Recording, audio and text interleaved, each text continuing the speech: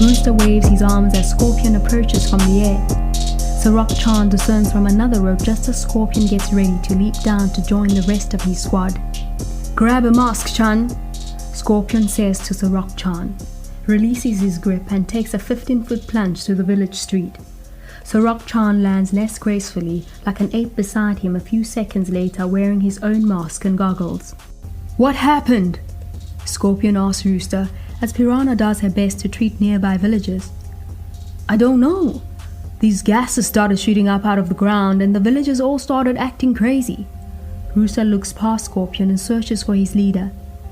"Where's Commodore?" Scorpion shakes his head and takes a deep breath before delivering the bad news. "He's gone." He turns around and faces Piranha as she stands to her feet. "We were investigating the coordinates and the terrain around him just opened up and swallowed him." "Swallowed him?" Piranha asks. "Yes. We tried to grab him, but he fell into the lava beneath.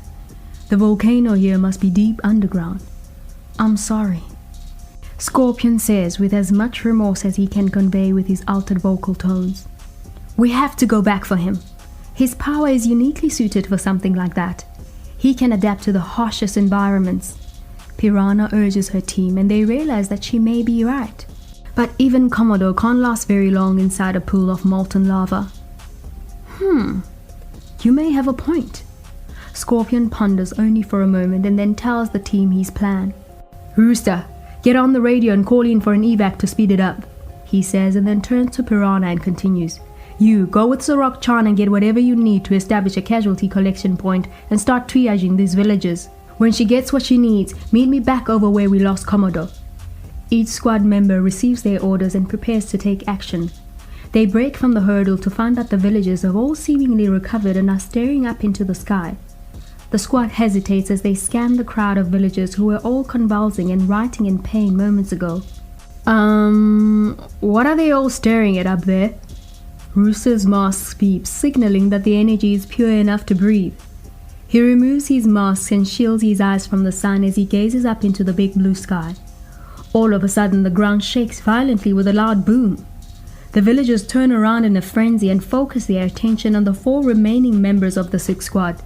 The earth shifts violently below their feet as chunks of the nearby clay and stone structures fall to the ground.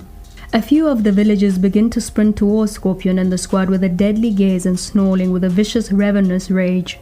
"We are not here to hurt you," Piranha yells out, not wanting to repeat her same mistake from the last mission.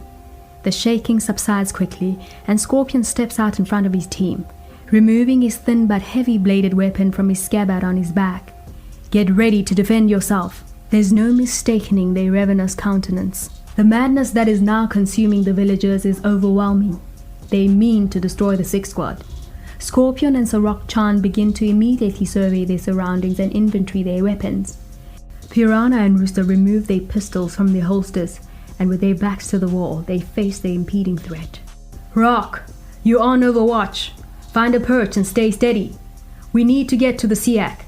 Scorpion issues his first command. "We'll have to clear a path. Shoot to disable if possible. Once we get to the SIC, we can try find Commodore before it's too late." Immediately, Sarok Chan springs into action. He sprints to the nearest tall building, leaps into the air, and disappears into the second-story window. Scorpion charges towards the tree line as the possessed villagers begin to close in. Rooster and Piranha set their sights on approaching villagers that are blocking their escape route, but hesitate to fire their weapons. Scorpion makes the first move as an enraged villager rushes in headfirst. Scorpion bends his knees and swings his katana upwards, slicing the dark-skinned man's right shoulder clean through the edge of his clavicle, and follows the upward stroke with a horizontal spinning knee. The forceful right knee collides with the crazed man's hip just where it would meet his greater trochanter, dislocating it instantly. It drops him to the ground, but the man doesn't let out a whimper. Instead, without the support of his left leg, he continues to pushing his bloody body towards Scorpion even after the 3 of them rush past him. Rooster steps over Scorpion's first victim and takes aim at one of his own. Bang! Bang! 2 shots are all it takes to drop the older woman to the ground. Bang, bang, bang!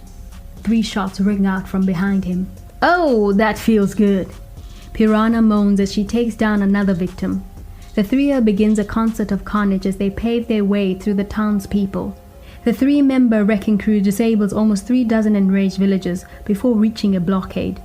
As they get closer to the tree line, more and more villagers pour in from every direction. Scorpion puts away his katana, switches to his SMG, and aims low to take out the legs of the seemingly possessed villagers. Rooster and Piranha begin to realize that they will need some more ammunition, but they must reach the SIC in order to restock. Kush! An incredible shockwave rips through the landscape, forcing a large group of the villagers to the ground, then tearing through the tree line and leaving a clear path through the wooded area to the SIC about 150 yards away.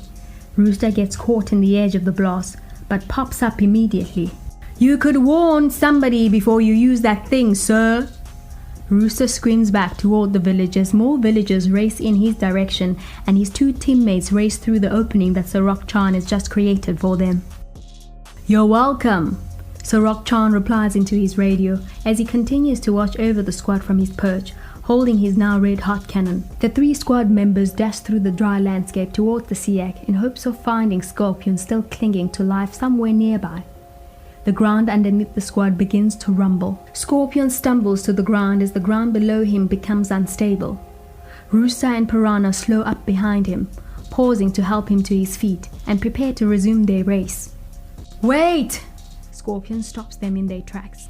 Only 20 yards away from their destination, Scorpion can see something ominous in front of them. A loud crack and crashing sound explodes from underneath the SIC as the earth below the SIC pushes up and turns the small aircraft on its side and then topples it over.